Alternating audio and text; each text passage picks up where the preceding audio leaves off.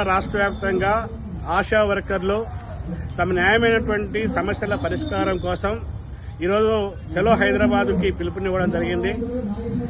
కోటిలో ఉన్నటువంటి director office వద్ద ధర్నాకి తరలి వస్తున్నటువంటి ఆశా వర్కర్లని రాష్ట్ర వ్యాప్తంగా అక్రమ అరెస్టు చేశారు.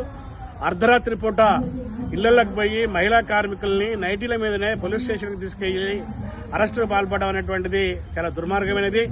అనేక అరెస్టులని నిర్బంధాన్ని ఛేదించుకొని కోర్టుకి తమ పరిపాలనా శాఖ అయినటువంటి health commissioner and director office దగ్గరికి ధర్నా చేస్తానికి చేరుకున్నటువంటి అనేక మంది ఆశా వర్కర్లతో పాటు ఆశా వర్కర్ల యూనియన్ రాష్ట్ర అధ్యక్షురాలు జయలక్ష్మి గారు, సిఐటి రాష్ట్ర ఉపాధ్యక్షులు భూపాల్ గారితో పాటు వేలాది మంది కార్యకర్తల్ని, సిఐటి నాయకుల్ని అక్రమ అరెస్టులు చేయడాన్ని సిఐటి తెలంగాణ రాష్ట్ర కమిటీ తీవ్రంగా ఖండిస్తా ఉంది.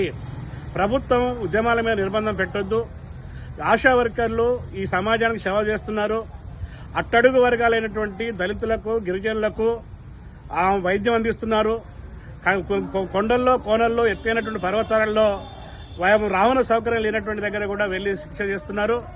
వారికి కనీస వేతనం 18,000 రూపాయలు, అలాగే పిఎఫ్, ఈఎస్ఐ, పెన్షన్, గ్రాడ్యుయేటీ లాంటి సదుపాయాల్ని ఇండియన్ లేబర్ కాన్ఫరెన్స్ 45-46 ప్రకారం కల్పించాల్సినటువంటి బాధ్యత ఈ ప్రభుత్వం మీద ఉంది.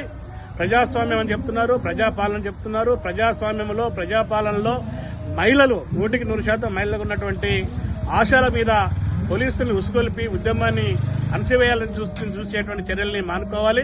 లేకపోతే రాబోయే రోజుల్లో కార్మిక ఆగ్రహానికి గురి కావాల్సి ఉంటుందని చెప్పి సిఐటి హెచ్చరిక చేస్తుంది.